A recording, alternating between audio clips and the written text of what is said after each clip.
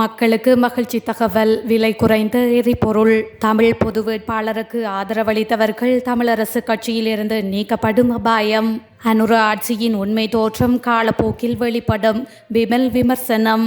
ஜனாதிபதி அனுரவின் பணிப்புரைக்கு தடை விதித்த தேர்தல் ஆணைக்குழு. மாதாந்த விலை சூத்திரத்தின் பிரகாரம் நேற்று நள்ளிரவு முதல் நடைமுறைக்கு வரும் வகையில் எரிபொருள் விலையில் திருத்தம் செய்ய இலங்கை பெட்ரோலிய சட்டப்பூர்வ கூட்டுத்தாபனம் தீர்மானித்துள்ளது. இதன்படி ஒக்டேன் 92 பெட்ரோல் லீட்டர் ஒன்றின் விலை 21 ரூபாவினால் குறைந்துள்ளதுடன் அதன் புதிய விலை 311 ரூபாவாகும். 95 ஒக்டேன் பெட்ரோல் லீட்டர் ஒன்றின் விலையில் எந்தவித மாற்றமும் இல்லை என பெட்ரோலிய சட்டக கூட்டுத்தாபனம் தெரிவித்துள்ளது. லங்கா ஆயில் டீசல் லீட்டர் ஒன்றின் விலை 24 ரூபாவினால் குறைக்கப்பட்டு அதன் புதிய விலை 283 ரூபாவாகும். லங்கா சூப்பர் டீசல் லீட்டர் ஒன்றின் விலை 33 ரூபாவினால் குறைக்கப்பட்டு அதன் புதிய விலை 319 ரூபாவாகும். மண்ணெண்ணெய் லீட்டர் ஒன்றின் விலை 19 ரூபாவினால் குறைக்கப்பட்டு அதன் புதிய விலை 183 ரூபாவாகவும் மாற்றமடைந்துள்ளது.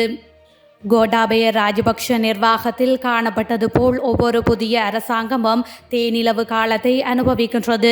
எனினும் இந்த அரசாங்கத்தின் உண்மையான தோற்றம் காலப்போக்கில் வெளிப்படும் என முன்னாள் நாடாளுமன்ற உறுப்பினர் விமல் வீரவன்ச விமர்சித்துள்ளார். அவர் மேலும் கூறுகையில், ஜேவிபி என்ற மக்கள் விடுதலை முன்னணி இன்று தேசிய மக்கள் சக்தியாக வளர்ச்சியடைந்துள்ளது. இந்த நிலையில் ஜேவிபிக்கும் தேசிய மக்கள் சக்திக்கும் இடையிலான வேறுபாடு தெளிவாக தெரிகின்றது. எனினும் நாட்டை முன்னேற்றுவதற்கு தேசிய மக்கள் கட்சி நடவடிக்கை எடுக்கும் என நம்பிக்கை உள்ளது. ஜேவிபி எமது முன்னாள் கட்சியாக இருந்தபடியால் தற்போதைய அரசாங்கத்தின் தேசத்தை உயர்த்துவதற்கான முயற்சிகளுக்கு எமக்கு எந்த ஆட்சேபனையும் இல்லை என அவர் மேலும் குறிப்பிட்டுள்ளார். எதிர்வரும் நாடாளுமன்ற தேர்தலில் தமிழரசு கட்சியின் சின்னத்தில் மற்றும் பெயரில் இணைந்து போட்டியிடுவதற்கு அழைப்பு விடுத்துள்ளதாக முன்னாள் நாடாளுமன்ற உறுப்பினர் இம்மே சுமந்திரன் தெரிவித்துள்ளார்.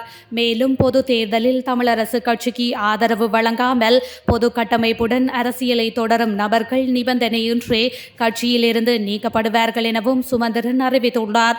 மன்னாரில் நேற்றைய தினம் ஊடகங்களுக்கு கருத்து தெரிவிக்கும் போதே அவர் மேற்கண்டவாறு கூறியுள்ளார். அவர் மேலும் தெரிவிக்கையில், நாங்கள் அண்மையில் எமது தமிழரசு கட்சியின் கூட்டத்தில் மேற்கொண்ட தீர்மானம் ஏற்கனவே தமிழ் தேசிய கூட்டமைப்பில் இருந்த கட்சிகள் அனைவரையும் கட்சிக்கு வருமாறு அழைப்பதாகவும் இலங்கை தமிழரசு கட்சியின் பெயரிலும் தமிழரசு கட்சியின் சின்னத்திலும் தேர்தலில் போட்டியிடுவதற்கும் அழைப்பு விடுப்பதாக தீர்மானித்திருந்தோம். அப்படி அவர்கள் வராவிட்டால் இலங்கை தமிழரசு கட்சி ஆகிய நாங்கள் தனித்து போட்டியிடுவதாகவும் ஏற்கனவே தீர்மானம் எடுத்திருந்தோம். ஆகவே நியமன பத்திரம் தாக்கல் செய்வதற்கு இன்னும் சிறிது காலமே இருப்பதால் அவர்களும் தங்கள் முடிவுகளை துரிதமாக தெரியப்படுத்துவதனால் வெகு விரைவில் அன்று நாங்கள் நியமித்த நியமன குழு கூடி கட்சியின் வேட்பாளர்களை நாங்கள் தீர்மானிப்போம் என அவர் மேலும் கூறியுள்ளார். ஜனாதிபதி அனுரகுமார திசாநாயக்கவினால் அறிவிக்கப்பட்ட மானியத்தை இடைநிறுத்துமாறு தேர்தல் ஆணைக்குழு உத்தரவிட்டுள்ளது. விவசாயிகள் மற்றும் கடற்தொழிலாளர்களுக்கு வழங்குமாறு ஜனாதிபதியால் அறிவிக்கப்பட்ட உரம் மற்றும் எரிபொருள் மானியத்தை நிறுத்துமாறு அறிவுறுத்தப்பட்டுள்ளது.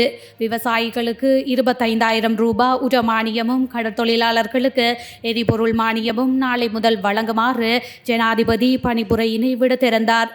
எனினும் நாடாளுமன்ற தேர்தல் அறிவிக்கப்பட்டுள்ள நிலையில் அது பாதக விளைவுகளை ஏற்படுத்தும் என தேர்தல்கள் ஆணைக்குழு சுட்டிக்காட்டியுள்ளது.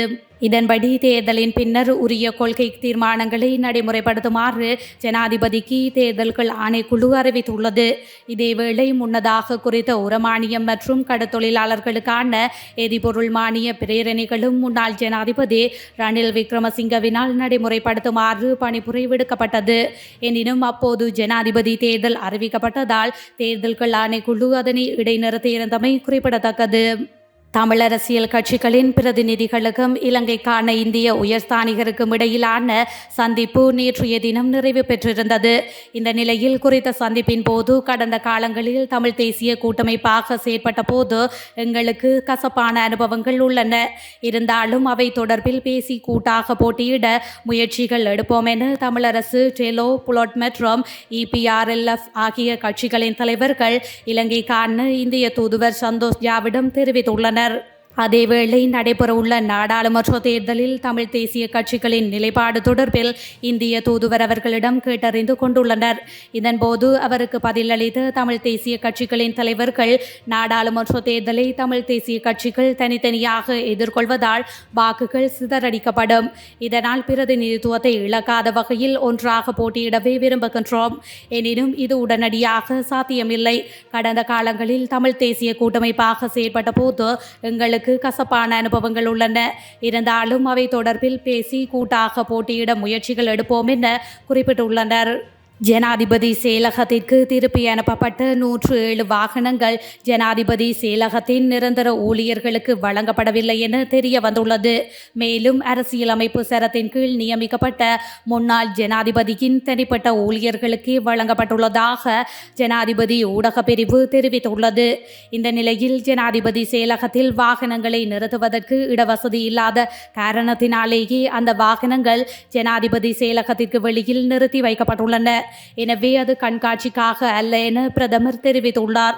போலீஸ் பாதுகாப்புடன் ஜனாதிபதி செயலக வளாகத்திற்கு வெளியே வாகனங்கள் நிறுத்தப்பட்டுள்ளதாக ஜனாதிபதி செயலகம் விடுத்துள்ள அறிக்கையில் இந்த விடயம் தெரிவிக்கப்பட்டுள்ளது.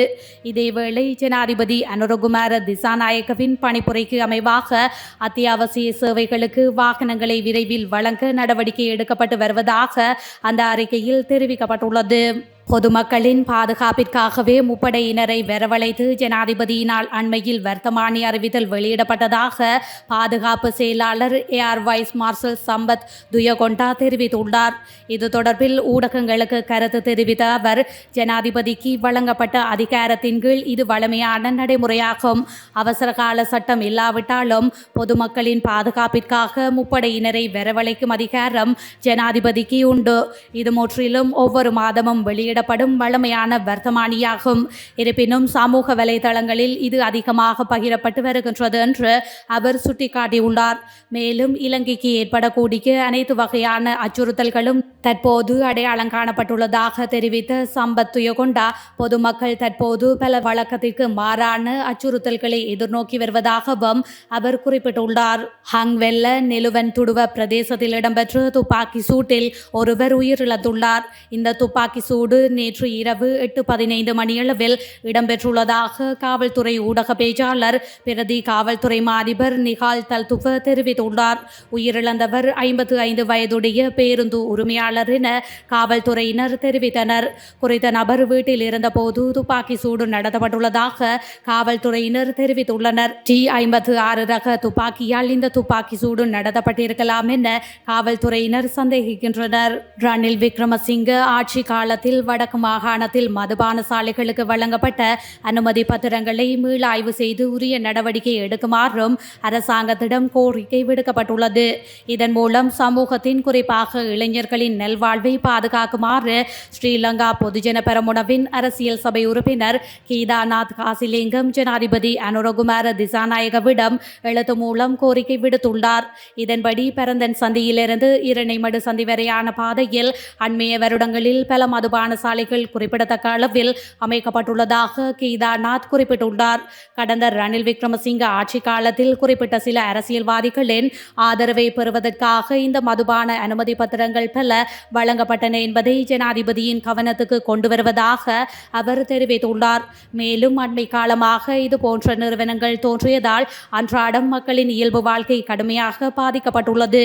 பெரும்பான்மையான மக்கள் தினசரி கூலி வேலை செய்பவர்கள் என்ற அடிப்படையில் மதுபானங்களின் பெருக்கம் அவர்களின் வாழ்வாதாரத்திற்கு தீங்கு விளைவிக்கும் என்றும் கீதாநாத் குறிப்பிட்டுள்ளார்.